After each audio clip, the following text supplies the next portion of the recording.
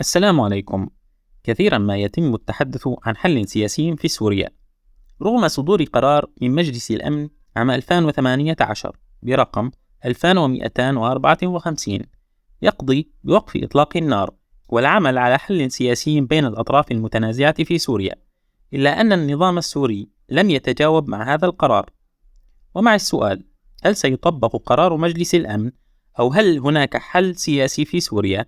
سنعود إلى كلام الراحل السياسي عبد الحليم خدام الذي كان يشغل منصب وزير الخارجية في سوريا، حيث قال في لقاء سابق وفي معرض سؤاله عن الحل السياسي في سوريا: إن الحل السياسي يكون بين طرفين متكافئين، أي التفاوض بين المعارضة السورية مع بشار الأسد غير مجدي، لأن بشار الأسد لديه جيش يستخدم هذا الجيش بكافة أسلحته مدعوما من إيران، وإيران هي التي تدير الشؤون السياسية في سوريا، مدعوما أيضا من روسيا الدولة العظمى الثانية.